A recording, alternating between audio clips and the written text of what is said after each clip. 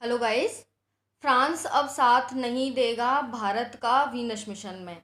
मतलब भारत एक Venus mission, Venus मतलब शुक्र मिशन भेजने वाला था 2024 में शुक्र ग्रह पर। लेकिन अब फ्रांस उसमें भारत का साथ नहीं देगा क्योंकि भारत ने रशिया को इसमें ऐड कर लिया है।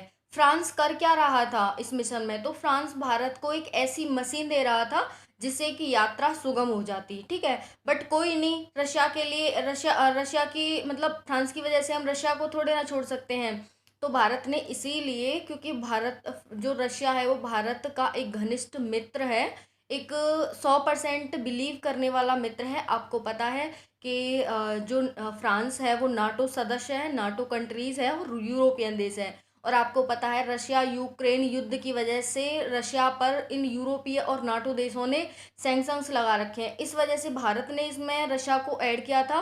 तो अब इस वजह से फ्रांस इससे अलग हो गया है कि आप रशिया को निकाल दो। तो भारत और किसी के चक्कर में रशिया को नहीं निकाल सकता है। रशिया भारत का सच्चा मित्र और घनिष्ठ मित्र है, 100% विश्वास करने वाला मित्र है।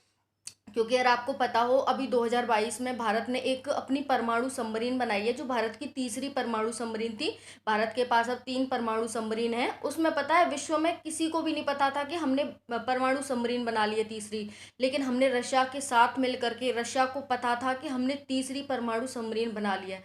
तो इतना घनिष्ठ मित्र है हमारा रशिया, ठीक है। तो इसके इसीलिए अगर फ्रांस जाना चाहता था तो चला जाए, वैसे ठीक है वो चला गया है। थोड़ी लेट हो जाएगा लेकिन हम भेजेंगे तो अपने पूरे दम पर, क्योंकि वो अभी हम पर इतना विश्वास नहीं कर रहा है, हमारा साथ नहीं दे रहा है। तो जाते टाइम वो कुछ रास्ते में ही हमें छोड़ दे तो इसका क्या वो पड़ता है। तो इससे अच्छा है कि वो अभी चला गया, ठीक है। अब शुक्र मिशन भारत 2024 तक भेज रहा है। अगर 2024 में नहीं गया तो फिर 2031 में जाएगा। क्योंकि अभी 2024 में शुक्र मिशन है वो पृथ्वी के नज़दीक होगा। क्योंकि आपको शुक्र को पृथ्वी की बहन भी बोला जाता है। उसकी सारी कंडीशन पृथ्वी जैसी रहती हैं उस पर, इस वजह से तो 2031 में भेज पाएगा। क्योंकि 2031 में वो पृथ्वी के नज़दीक आ जाएगा, तो जिससे डिस्टेंस होती है वो कम हो जाती है पहुंचाने की, ठीक है। अब वीनस के बारे में पढ़ते हैं, यानी कि शुक्र ग्रह के बारे में पढ़ते हैं। इसका तापमान क्या है? इसका तापमान 450 डिग्री सेंटीग्रेड है लगभग। और ये शुक्र मिशन क्या है? तो शुक्र मिशन में क्या होता है कि जैसे सभी देश भेजते हैं तो भारत भी भेज रहा है कि शुक्र का तापमान, शुक्र पे कैसा टेम्परेचर है, शुक्र के कैसा वातावरण है, कैसे वहाँ के हालचाल है, सारी कंडीशन जानने के लिए मिशन भेजे जाते हैं, ठीक है। तो इसलिए भेज रहा है। इसका तापमान लगभग 450 डिग्री सेंटीग्रेड है। इसका कोई भी उपग्रह नहीं है। सेम बुध का भी नहीं है और शुक्र का भी नहीं है। कोई भी उपग्रह नहीं है। उपग्रह क्या होते हैं? ऐसे मतलब आर्टिफिशियल सैटेलाइट होते हैं, आर्टिफिशियल मून होते हैं जो इसके चारों तरफ चक्कर लगाते हैं। जैसे पृथ्वी का उपग्रह कौन है? चंद्रमा। वैसे ही शुक्र और बुध का कोई भी उपग्रह नहीं है। इन पर जो हवाएं चलती हैं शुक्र पर, वो 360 किलोमीटर पर आवर की रफ्तार से यहाँ पर हवा चलती हैं, ठीक है।